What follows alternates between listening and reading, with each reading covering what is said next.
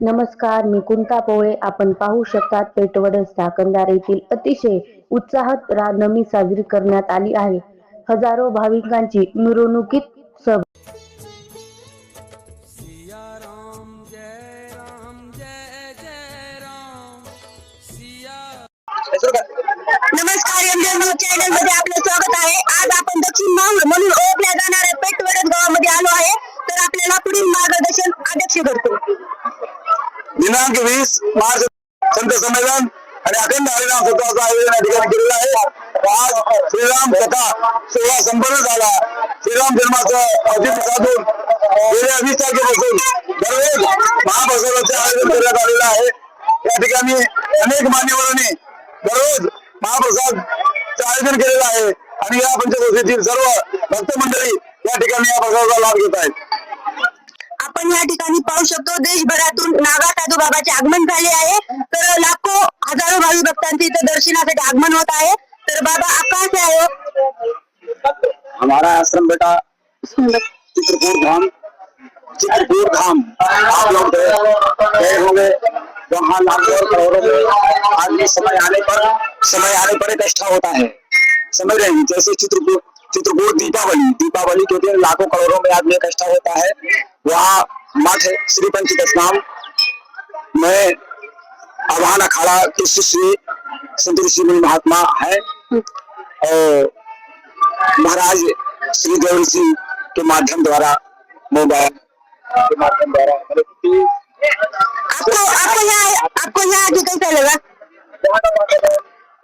और यहाँ का कार्यक्रम में हमारा निमंत्रण था देवश्री महाराज जी के माध्यम से.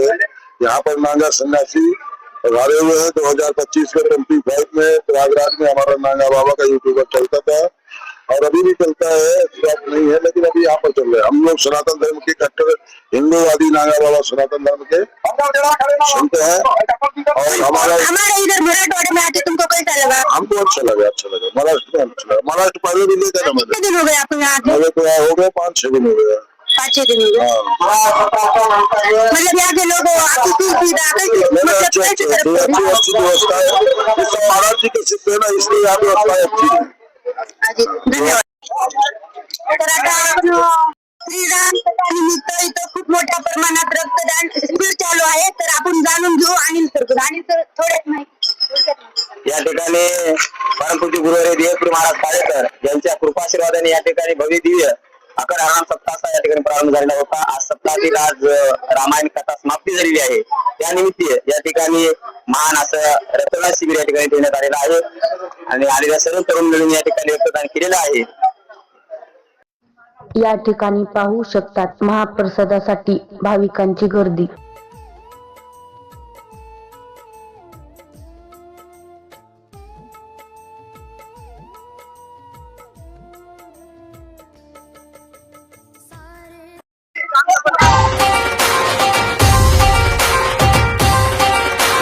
दीवाना हूँ दीवाना श्री राम का मैं दीवाना.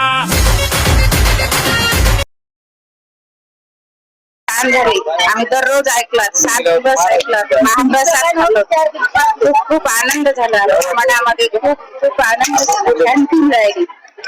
तेच आम्हाला असंच आशीर्वाद भेटो महाराजांचा.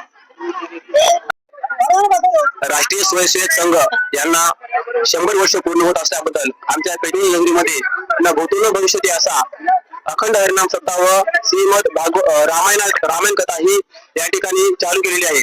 हा 9 दिवसाचा कार्यक्रम आणि या ठिकाणी दररोज 10 ते 15 हजार लोक या ठिकाणी कथेचा आस्वाद घेत आहेत.